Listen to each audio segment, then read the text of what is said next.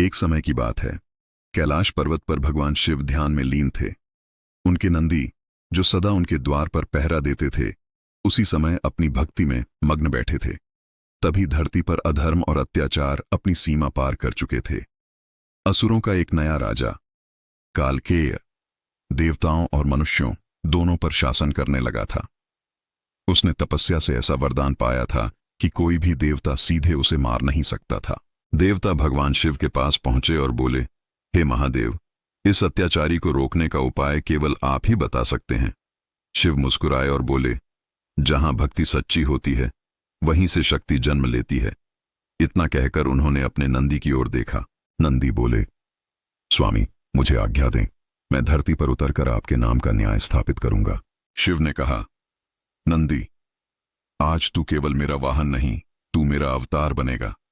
तेरी शक्ति से संसार जानेगा कि भक्ति में कितनी ताकत है। क्षण भर में नंदी का रूप बदल गया। उनका शरीर पत्थर और अग्नि जैसा कठोर हो गया।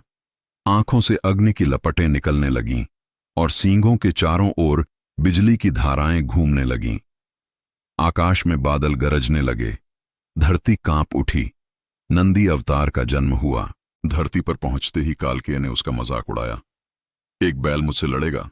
नंदी अवतार ने गर्जना की, यह बैल नहीं, भगवान शिव का क्रोध है। फिर युद्ध आरंभ हुआ। जहां नंदी ने पग रखा वहां धरती फट गई। आग की लपटें उठीं। उनके सींगों से निकली बिजली ने असुरों की सेनाओं को भस्म कर दिया। कालकेय ने अपने सारे अस्त्र शस्त्र चला दिए, लेकिन नंदी की शक्ति के आगे सब राख हो गए।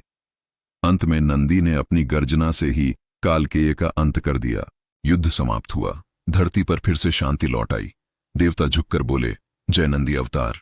और उस क्षण नंदी ने हाथ जोड़कर कहा, यह मेरी नहीं, मेरे स्वामी महादेव की शक्ति है। इसके बाद नंदी अवतार फिर से कैलाश लौट आए।